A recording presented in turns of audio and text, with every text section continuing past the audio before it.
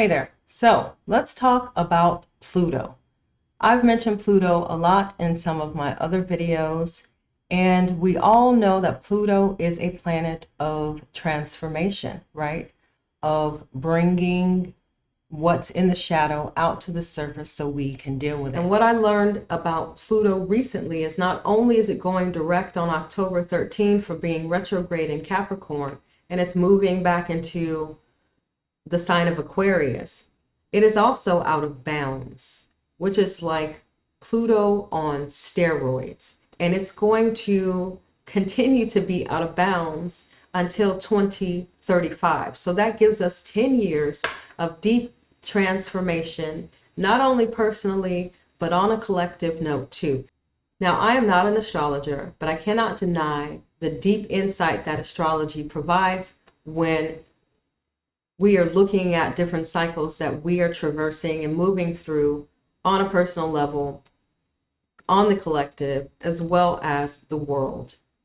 And the unique thing about being out of bounds is that we haven't seen that since World War II.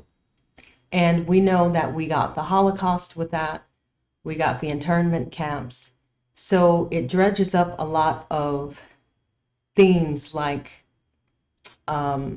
authoritarianism and dictatorships and autocrats and all of the things that come with that, as well as things like the abuse and the rise of nuclear weapons. So that all happened when Pluto was out of bounds to the north. It's really about the underbelly and some of those egregious pillars of history upholding our humanity here, right?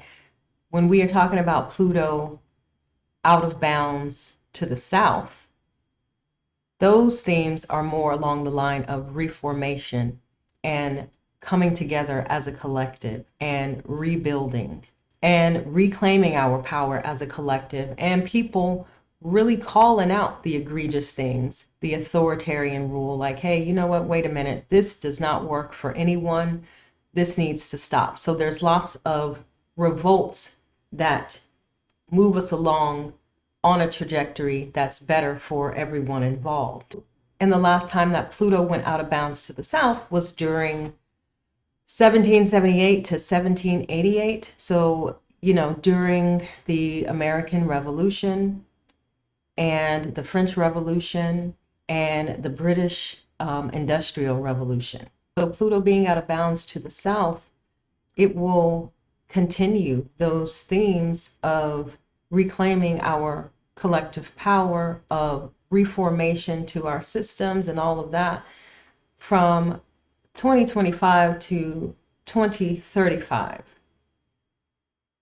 It's right there along the same timeline as the age of Aquarius happening, right? As this collective awakening. And we see that it's taking place and taking shape in every aspect of life. So we already see people questioning everything, and in much louder ways. We've been questioning our food system for a really long time, but those questions are getting louder and more people are getting involved with asking those questions. We've seen people questioning our two-party political system for a really long time, but we are becoming very aware and clear of how corrupt it is and how deep that corruption goes and how it connects to other countries and other leaders in those countries and how they are infiltrating our government with their propaganda and with their stances.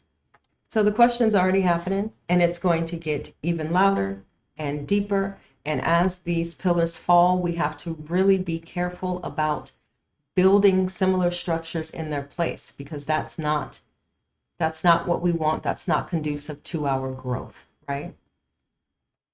And those questions, they encompass the personal questions that we're asking ourselves. How do I fit into this? How do I do things that are more aligned and more in rhythm with who I really am, more genuine to who I really am, right? And how do I create space for that and show up in ways that feel authentic when all of this is going on around me. So this period of time can be uncomfortable because Pluto is not about our comfort. It's transformative, and it comes to burn things down so we can rebuild in a way that's stronger, in a way that's going to help us propel ourselves and humanity forward. And this in between period, as I call it, you can call it the unknown, other people call it the abyss. It is about making decisions. It is about pulling ourselves out of a place of apathy and actively making decisions towards what we're going to have for the future. That starts on a personal level, and then it ripples out into the collective. And this next 10 years here is guaranteeing a total restructuring of our country, of our government, of our personal lives. And it can be really exciting, but it can also be extremely scary for people who are not used to being in a place of the unknown. And one of the things that a lot of people do is when they are in that place of the unknown and it gets scary and maybe they are about to turn a corner, but the pressure is grand and things feel intense and they don't know if they're really moving in the right direction.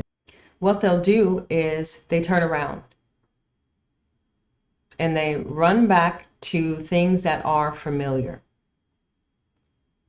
And then they'll get back to that starting point. They'll turn the cycle again because that's what happens. And then they'll have another opportunity to step out into the unknown and to move through to the other side where everything is that they want. So how do you put yourself into a position where you are not repeating cycles that are ready to leave your orbit, ready to leave your reality?